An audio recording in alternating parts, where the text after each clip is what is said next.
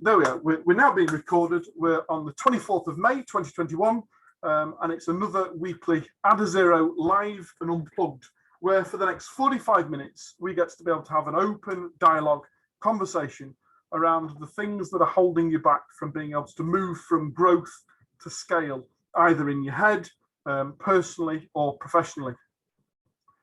The way we'll run tonight's meeting is, as we've done previously, I'll start by just sharing a few thoughts and ideas to be able to bring some things to the table, and then it's over to you guys, mic's open, and let's have an open and honest conversation.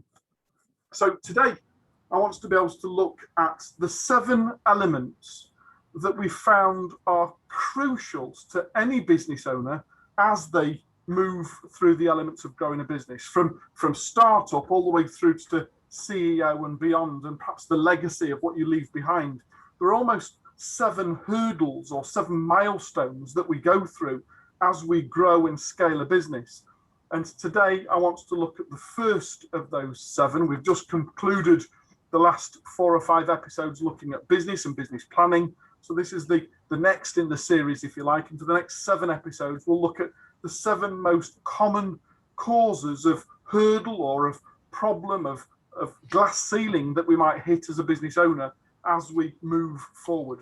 And the most common and the most prolific of those is the business owner, the person that's sat on this Zoom call right now.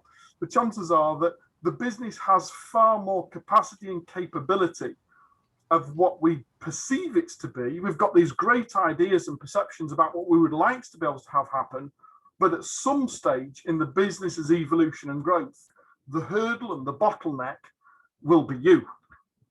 It'll be down to either your confidence or competence at being able to know what to do and where to do and how to do or why to do, or your willingness to be able to let go of the reins and almost, as I was saying to Neil as people joined us, almost let go, let the kids grow up, let them fall over and graze the knee, and pick themselves back up again. This fear of my little baby as a business, the need to be able to maintain that hold the reins of it, almost be an adult to it all the time and nurture it and prevent it from actually growing at the scale and the capacity that it has the abilities to do so. And ironically, when we've done the surveys and the studies over the last 4.5, 5 years now, we've audited and surveyed well over 117,000 different SME businesses to look at where they are in the evolution of scale in their own business, and perhaps what's holding them back from being able to really hit the accelerator and achieve everything that the business has the capacity to do so. And the most common of the hurdles that we found, ironically, the research suggests that 86% of businesses that aren't performing at full capacity are as a direct result of the business owner either not having the confidence or the competence to be able to put the foot on the accelerator and to be able to push the gas pedal and drive it forward at the rates that the business has the capacities to be able to do so. So tonight's conversation is all about you and your mindset. It's all about being able to understand what is the vision that you want to achieve? What have you set out to achieve? What's the big plan? And have you got currently the capacity and capability to understand what's necessary to be able to put in place to drive the business forward? Neil, I know that you're in the very early stage evolution of your business. John, as are yourself, you're moving from something that's quite structured and routine into a new evolution. What are your thoughts? Let's open some microphones and find out, what are your thoughts at the moment with regards to the big plan and the big idea, as I call it, the BFAG, your big, fat, hairy, audacious goal of what you want to try and achieve? What are your thoughts at the moment with regards to, 1, are you thinking big enough? And 2, what are the big stumbling blocks and hurdles that you're currently facing?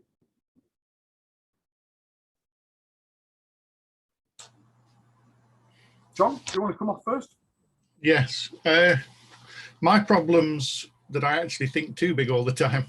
And it's a matter of then how do I focus? Because there are so many possibilities, and the more people I talk to, the more variants of what I'm doing and how it might work. But I do know that's one of my failings, that unless you get something finished, you never get to the point of making money. So how do you balance those views is one question, I guess. Okay, so first of all, congratulations, because it's wonderful to have somebody on the call that considers that they're thinking too big. I'd be fascinated to delve just a couple of seconds, if I may, as to what you consider is too big. I'm not talking too big in terms of scale. I'm talking too big in terms of doing too many things at once. Ah, so there's a different aspect. Let's go back to the first point. What does big look like? For me, well, I'm thinking hopefully hundreds of millions of people on my service in a few years' time around the world, globally. So I've designed the software to be translatable into any language through the software, so volunteers could help translate it into any language. So I'm thinking really big if it takes off. It's more the who do I talk to? And there's so many variants of different directions. And where do we start? Which group of people do we use to engage with first to get it off the ground? And the challenge for me is that I want it to be as free as possible up front, and money comes later because it works for the model, but that's a cash flow challenge, obviously, in the shorter term. Okay, so there's almost two separate issues there, but let's deal with them separately and then pull them back together again. John, can I inquire, do you have a wallet or a purse in your pocket? I do, and there's no cash in it. I've given up on cash.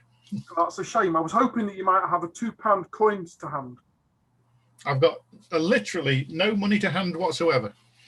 I wonder if either James or Dominic might have in their wallet or purse a £2 coin.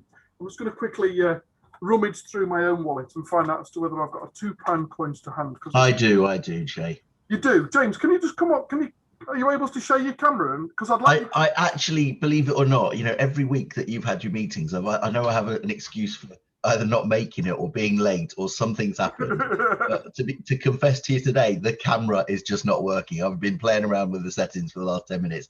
I was actually using it on a different call on team meetings, and I wonder if there's a compatibility issue that's causing the problem. But no idea. James, I can't tell you what the issue is. Do me a favor. I'm having a flip. Take the £2 coin out. I have in front of me. And read out what's engraved on the side of the £2 coin around the circumference. Standing on the shoulders of giants. Wow. I bet you didn't even know that existed on a £2 coin. But on every £2 coin, written around the circumference, is engraved standing on the shoulder of giants. And John, what I want to challenge you with today is to understand that whilst your concept is completely unique to your way of doing things and your platform and your contributions to the world, there's a damn good chance that there are other people who have previously created platforms that have subsequently gone on to have hundreds of millions of people use them. I can certainly think of one or two that perhaps we interact on a daily basis. And ironically, in our lifetime, because the internet's only 30 years old this year, in our lifetime, those have been created, have been evolved, and have subsequently become the global platforms that we know them as. And ironically, that you want to challenge and say there's room out there for another one, it's mine. I wonder as to what you could learn by looking a little deeper at the model that they used to establish as to how do I compare and contrast with how they brought their models to market. Because if you go through and use something called Strategizer, which is a downloadable one-page business model template, if you like, from Derry Lewin, you could look at any business through the 12 elements of the business, and to be able to map, ironically, if you use Strategizer on their website, strategizer.com, you could download the Facebook and LinkedIn business model modeled out on the 12-step grid on Strategizer. And you could look at exactly what it is that they're doing and how they've done it in order to be able to grow from seed through to multi-billion-dollar business. And then you could take a red pen and say, and this is how we're going to differentiate ourselves And this is where we're going to differentiate ourselves. And this is how we're going to differentiate ourselves, because you've already got a model. You're not having to start on a plain sheet of paper. And you could start to apply some what's called blue ocean strategy, or some disruptive pattern marketing or disruptive pattern thinking, by looking at the existing model that you're competing against and saying, what do I need to do differently in order to be seen as a serious competitor to something that people aren't getting from X that they would get from Y? And you'd be able to clearly define your differentiator and how you separate yourself in the market, but also understand as to how they got there and what you might need to do differently in order to be able to achieve it. Now, the second issue, because you said that there were 2 points, is about the funding model, and being able to understand that you want to be free at source and almost beta in order to be able to get the mass before you create the model. One, if you use the Strategizer business model, it'll help you to understand as to whether you ought to have a free upfront model, a freemium model, or whether you want to look at alternative funding models. And it might very well be that you choose that you go down the venture capitalist route if it's something that a VC wants to be involved in because of the collateral later on down the line. It might be that you choose to be a crowdsourcing model, and that you don't necessarily need to be able to charge the end user, but it could be that collectively the community contributes towards what it is that subsequently becomes. So there are an number of alternative funding models, but the only way that you'll be able to establish as to which one's the most effective for you is to be able to understand as to how you're going to compete against those in the industry and where you're going to fit within it, in order that you can then determine as to what's the right funding model for it. Does that make sense? Yeah, that's good. Thank you. My pleasure. Anybody else, any other thoughts on this? Rob, nice to have you join us this evening. Thanks very much. We're talking about the 7 steps, or the 7 hurdles that almost every business owner faces as they move from zeros to hero as we scale a business. And the most common of all of those is the business owner. It tends to be that at some stage in the business's evolution, that the bottleneck becomes you. Either the confidence or the competence to know what to do or how to do to be able to allow the business to continue to evolve. We've just had a conversation with John. Who's next up? Who wants to be able to open the mic and talk about something with regards to you as a business owner, and the mindset that you need to have, or what you need to adopt or adapt in order to be able to either think bigger or be bigger or do bigger? I'm happy to go. Cool. Let's go, James. Okay, so I'm going to take myself back to a mindset that I probably had, and it's just to open this up and think about the opportunities that I could have created. This is a few years ago now. I don't know if I've actually told you this story, Jay, but it must have been about 15 years ago now. I was toying around with an idea where I recognized that there was quite a bit of margin in what food companies were earning, but they, retailers, takeaways, all that kind of stuff, but they weren't doing anything in the marketplace to capitalize on the internet. And I thought, right, okay, I come up with a name, Smart Touch, and actually came up with a business plan. And I went and delivered this business plan while doing I can't remember what job I was doing at the time. I forget now. It must have been working within IT still, before I was working as a driving instructor, I think. And just spotted this opportunity and thought, right, okay, let's see if we can make this work, to come up with some kind of software, come up with some kind of maybe buy-in from retailers where they could capitalize on the internet and get orders flying through, and we would take a margin off it. And I actually went to an AIM company and presented this idea to them, and they probably just went, no, we don't think it's for us. And I think I was just so taken aback, because this was actually sort of a friend of a friend, and that obviously has now become Just Eat, or subsequently whatever it is now in whatever business model it is. But it was just the lack of confidence at that time to take that any further. So having got a no, I simply hadn't heard of, I thought, well, this is obviously not a very good idea. Sure.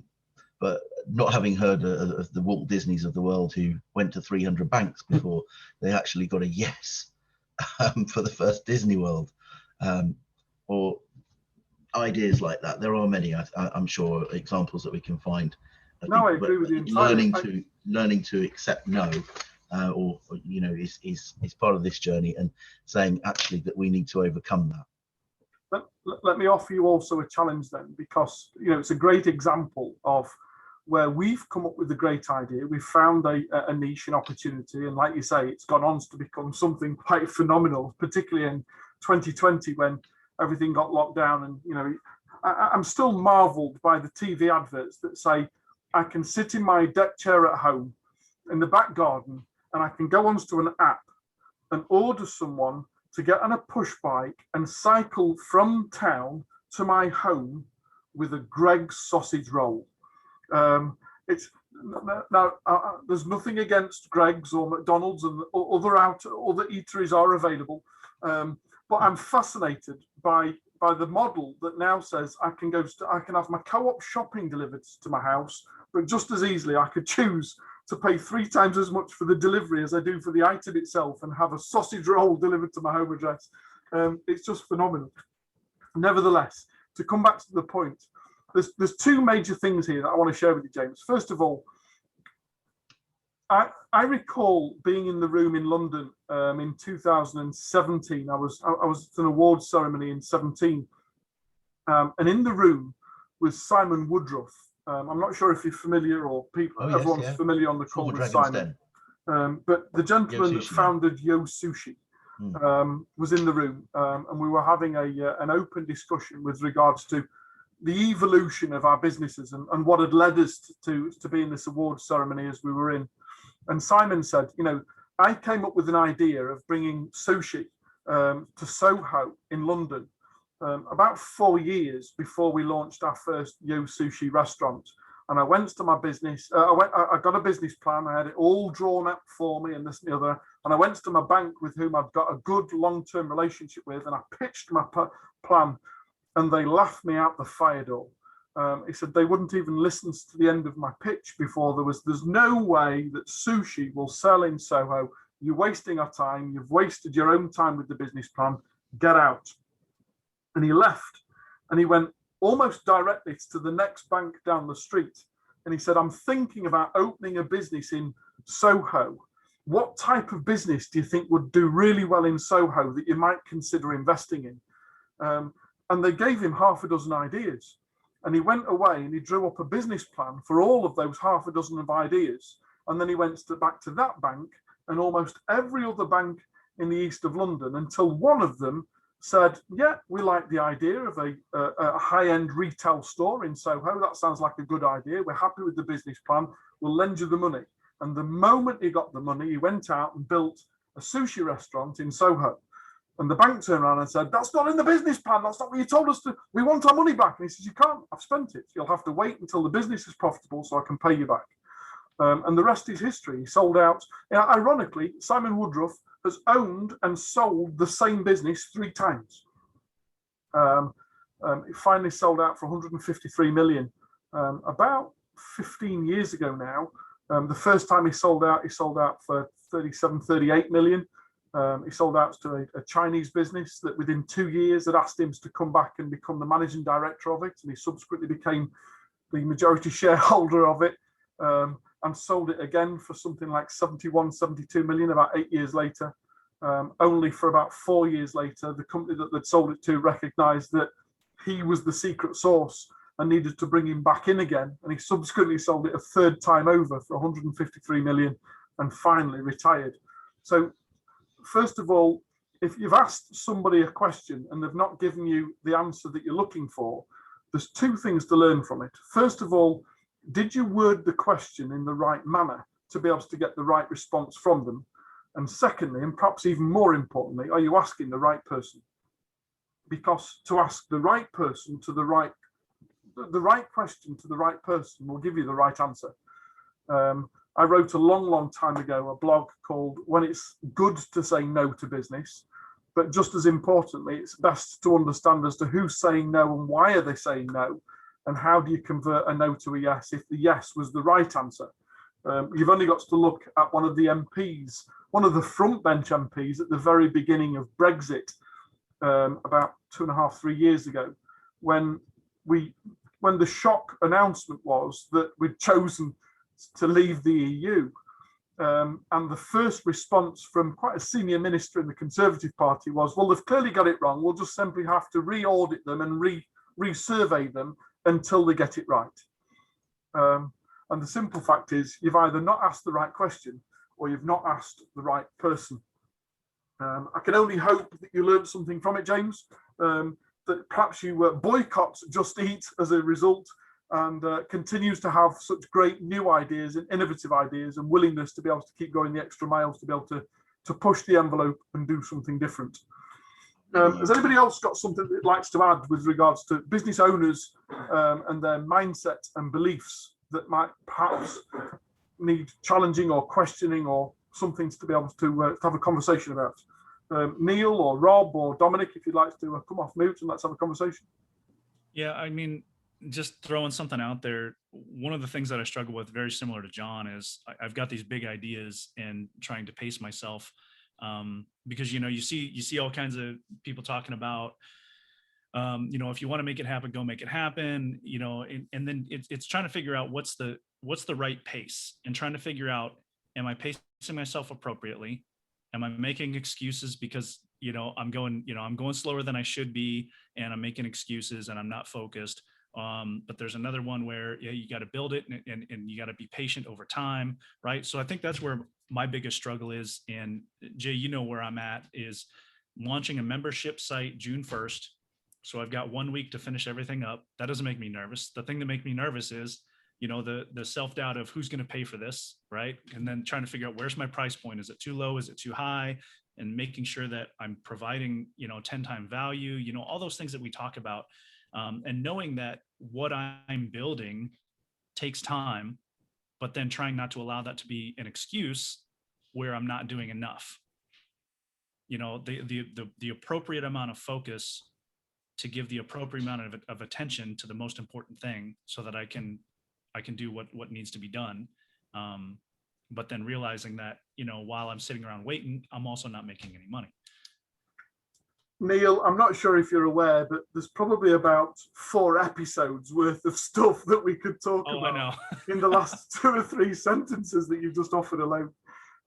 Let's try and condense it just a little bit, just to be able to, because again, it was something that John shared also with regards to almost doing too much. So let's first of all understand that it's never about you, it's always about them. And coming from a place of service, and Neil, I've said several times over, as a fellow veteran, I'm forever grateful of your service also, my friend. But coming from a place of service and understanding that the most important thing is to understand who our clients are and what their current problems are, and ensure that everything that we are doing for our clients is to support them in their current walk of life, where they are right now. And it's all right having this great grandiose idea of a plan or a flagship or something that we want to be able to sell. If I'm going to build this program, the old adage, build it and they shall come. Well, it might have been great in the film Field of Dreams, but in actual fact, in reality, James, you've joined us, hello. But in reality, it's the most ridiculous things to possibly do, certainly in the digital age, is to be able to say, I'm going to spend all of this time building out this flagship program and creating all these courses and these pamphlets and these downloads and these lessons and this and the other, and then launch in the hope that somebody out there is going to be willing to pay whatever I've deemed is the right price to be able to sell it for, based on the amount of time and effort and money and hours and experience that I've put into this program. And the simple fact is, you don't know unless you beta test it. So first of all, it's about really understanding your client base. It's about understanding as to who are they, really understanding who are they, and getting a good understanding of your avatar, your ideal target client. Finding out what the key elements to their pains and problems are right now, and then having something, even if it's a starter program or a launch, that says, this is somebody that can help me in my business or in my journey. For you, it's in your fatherly journey right now. This is somebody I can associate with. This is someone I can assimilate with. This is somebody I like and know and trust sufficient that what he's offering seems to be really relevant and applicable to who I am and what I'm looking to try and do right now. And to be able to beta test that, because there are, as John knows, there are hundreds of millions of people on social media talking about or looking for answers to current problems. You've only got to look at Google, who also own YouTube, the two most popular websites in the world, bar none. They have collectively over 2 billion searches a month on their platforms. And if you go into Google Analytics and if you go into YouTube Analytics and look at what are the most common phrases ever typed into Google and YouTube, over 500 million times a month, somebody will start a search on either Google or on YouTube with, how do I? People are thirsty to learn how to overcome a problem or how to resolve something. And if we've got a method of being able to communicate with those people in a meaningful, open, honest, transparent, genuine manner, and to be able to resolve a problem that they are currently facing, it's the needle that opens the door. It's the opportunity for them to be able to find out who is Neil Wattier and where's he come from and what's this offering compared to all the other hundreds of thousands of people out there that claims to have a solutions to me.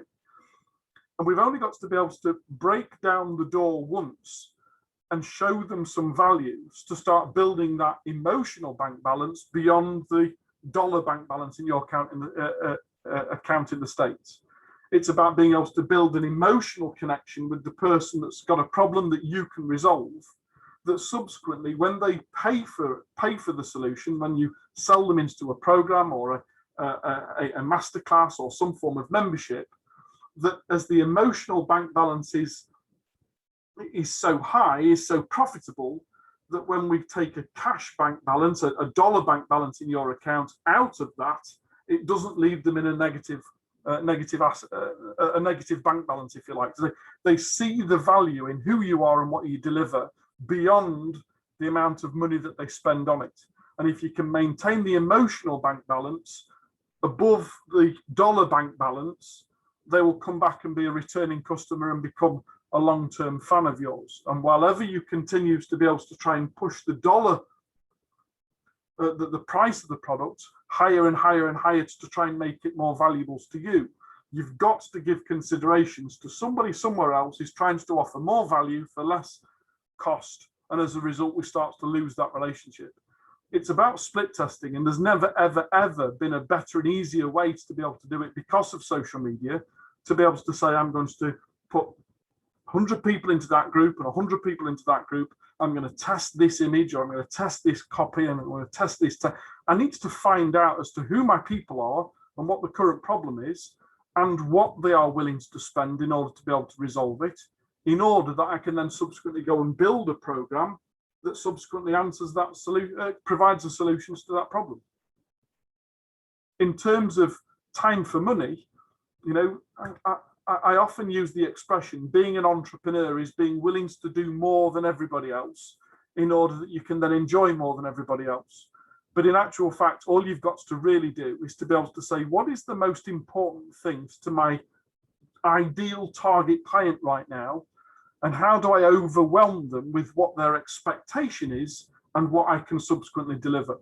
And if you can maintain an emotional bank balance with somebody because of the problem that they have and the attitude, the ability, the willingness, the manner in which you transfer the problems to a solution, the more likelihood is that you've got a longer lasting relationship with them, and that money ceases to be the main course of issue. It ceases to be the hurdle that they needs to get over with you. It's more likely to be, well, how much do I owe you, as opposed to how much do I owe you? Because the words are the same, but the sentiment is completely different. That make sense? Yep. Cool. We've got Dominic and Rob that haven't spoken yet. Does anybody else wants to come on and have a chat?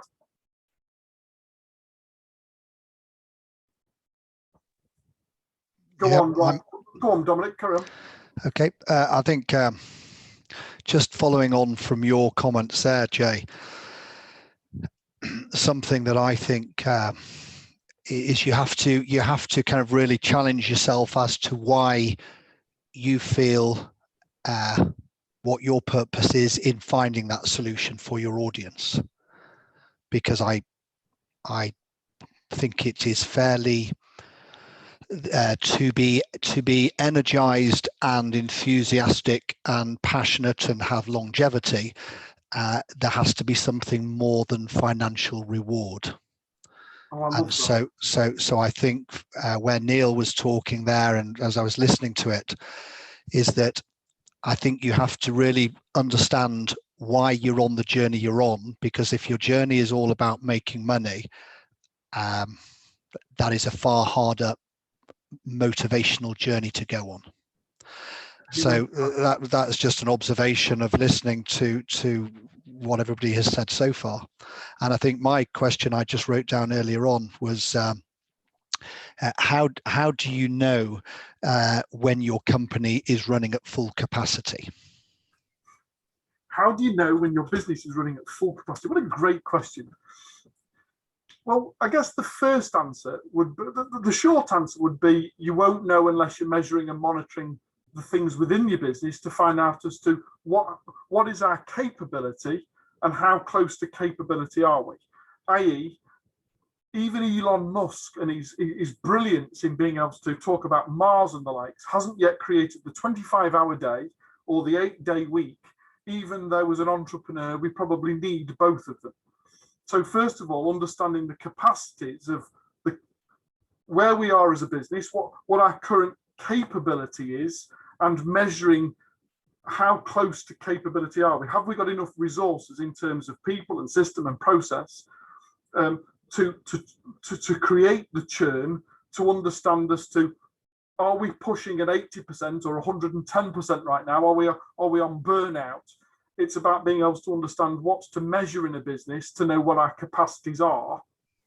However, but I wonder whether those limitations are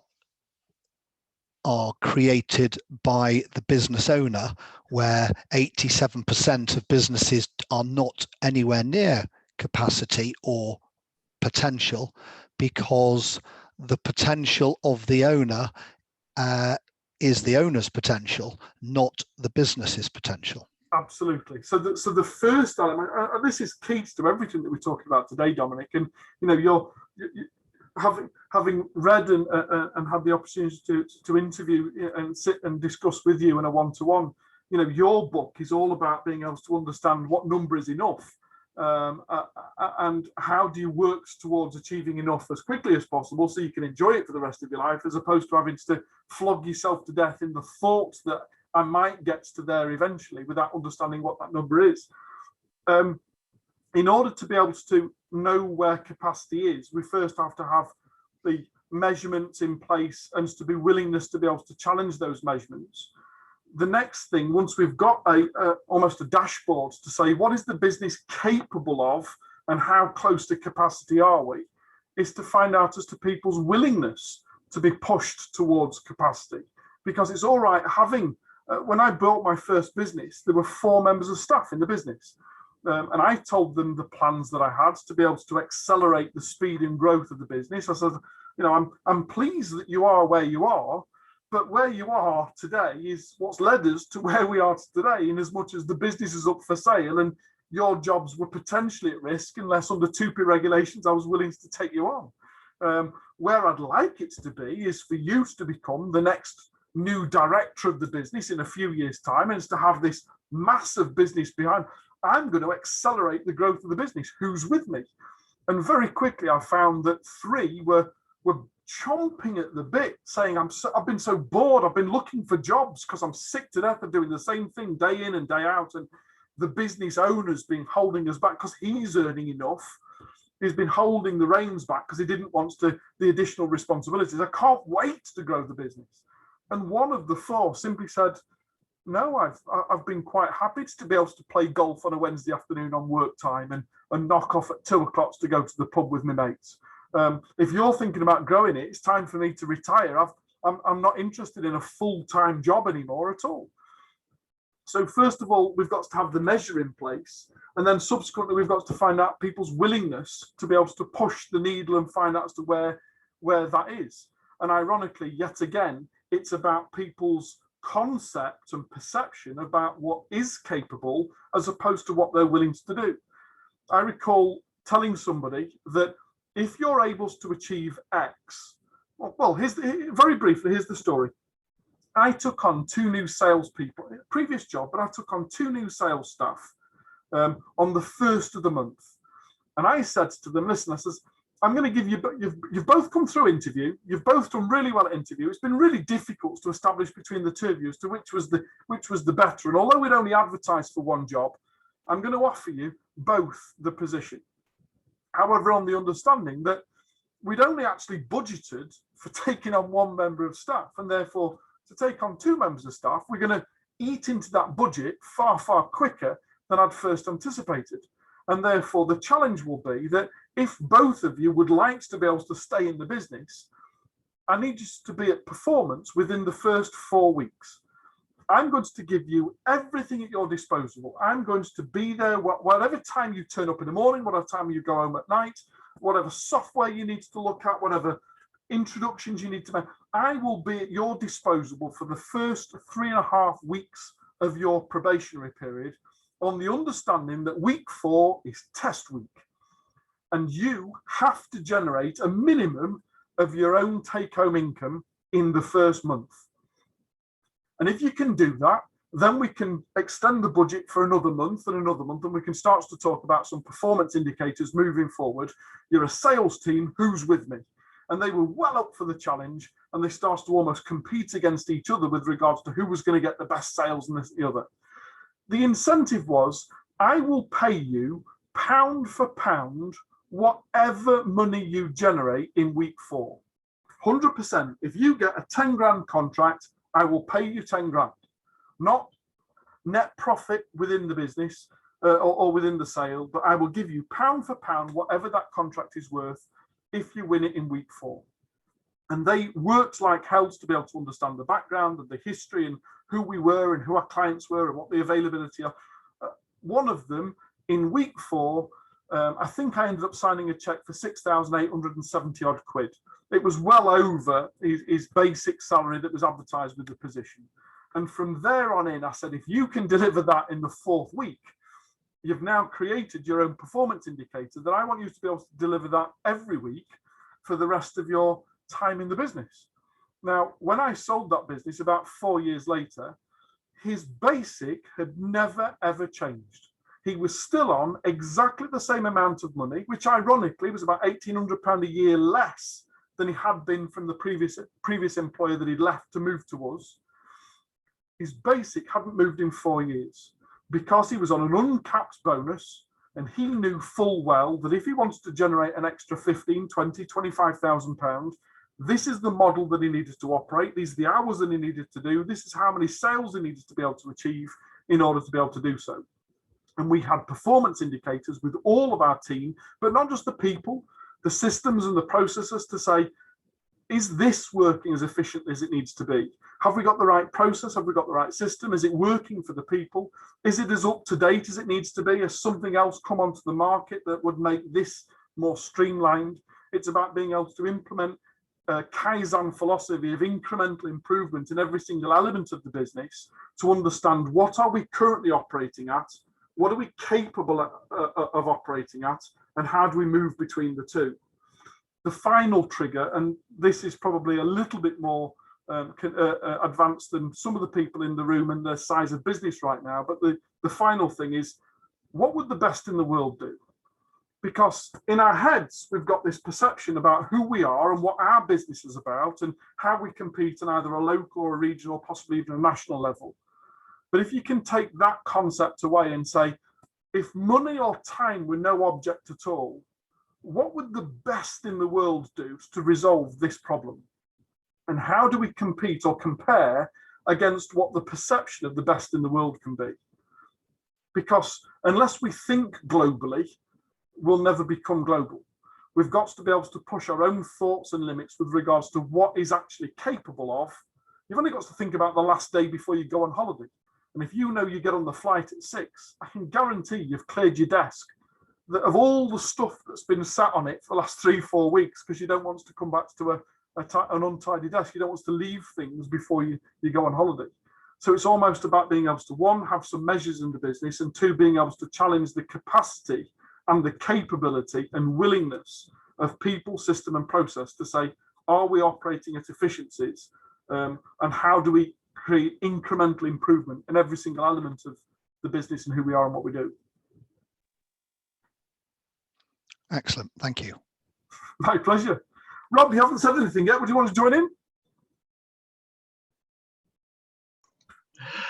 I'm just listening.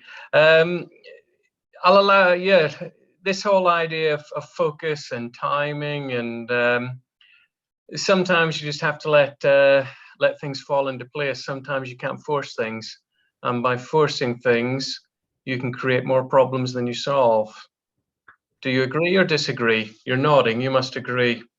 Well, I was just talking to Neil. Neil was a few minutes early on the call. I was just talking to Neil at the very beginning with regards to micro trends, things that happen in the moment, trends, and then almost, I can't remember, it's almost the opposite of micro trends, but these mass trends that happen over almost generational.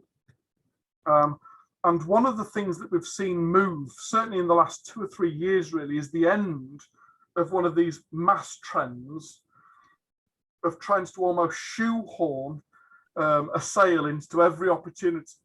We've gone through this, cold call selling, and we've gone through the webinar era and trying to push people towards a decision.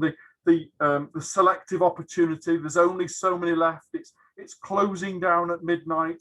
The last few vacancies. We've seen it on flights and hotels and courses and all the way through the stuff. The simple fact is that people are now becoming so much more wise to the fact that my time is the most important thing to me. And you might determine that there's a deadline to be met, but that's your deadline. And so we start to see this shift that whilst selectivity, if you like, or reduced capability has been a transactional method of trying to push people towards a decision over the last 10, 15, 20 years, certainly starting to see in the younger generations, the millennials and Generation Z, as it were, that in actual fact that none of that makes any difference or relevance to them whatsoever. They're almost anti-deadline. That in actual fact, transparency and openness and vulnerability are becoming new transactional methods, and being able to say, do you know what? This is what we've got. This is what's available. And if it's not right for you right now, then so be it. It'll be here and available when you are. And to be able to almost, I can't remember who wrote about it, but I wrote a blog about a year ago called Pendulum Theory. And the perception is that the more eager they are to be able to buy, the less eager we should be to try and, it's almost meeting them on this pendulum. And if their resistance to the sale, if you go in aggressive, the chances are that you're going to push them further and further away. Whereas in actual fact, if we could just turn around and say, well, if their resistance to the sale, if we're resistant to selling, it's almost defeating what they expect us to do. And therefore it almost draws them closer together to say in actual fact, well, he hasn't really sold at me at all.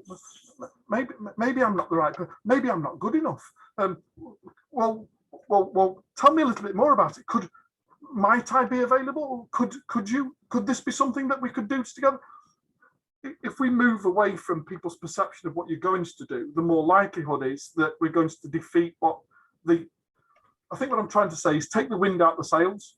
And if people are expecting you to be a hard salesman and you're not, then in actual fact, it's going to be far more likely that someone's going to be less defensive and say, well, let's have an open, honest conversation. In lieu of that, the only other thing I want to share is you've got to stay in your lane. You've got to understand as Dominic alluded to when he spoke to Neil, you've got to understand with clarity exactly what it is that you're trying to achieve and why you're trying to achieve it, what the purpose is, and be true to that, as opposed to, as we've seen so many, previously, certainly on webinars and the likes in the last 2 or 3 years, this snake oil sale of promise them the world, and as long as they've got the cash, then so be it. We've almost got to move away from what people are expecting and perceiving us to be, and moving into this realm of transparency and openness and somewhat vulnerability. Dominic, I was, if I may, I was invited to be able to come in and join you in your home, and I discussed with you at some length with regards to why you chose to be able to give up the office and bring work home. And you were talking about this openness and this transparency, and the fact that in actual fact it builds a far greater bond of trust far quicker, because there isn't that's my work address and you don't need to know where I am. The type of business that you're in, it's all about relationships. And the very fact that you were so open and so open in yourself, but open to inviting people to come to your home, helped build a real strong relationship, because it was one of trust and value, as opposed to, the polished presentation, as it were. Yeah, I think if you're trying to build trust with your clients, something that you've alluded to on a couple of occasions is I think it's really important to be willing to show vulnerability, because I think that we are all vulnerable in life. And I think it's actually a strength to show vulnerability, not a weakness. And I think that if you're willing to show vulnerability, then that is a way for whoever you're trying to work with to understand that you are investing in that relationship as much as you are hoping that they may invest in that relationship. I wonder if you're aware that you've just quoted the great Sir Winston Churchill, my friend. A man's greatest strength is to first acknowledge his own weakness. Winston Churchill, 1953. It's a lovely quote to finish on. Gentlemen, sincerest of thanks for joining me this evening. I sincerely hope that you've got something from today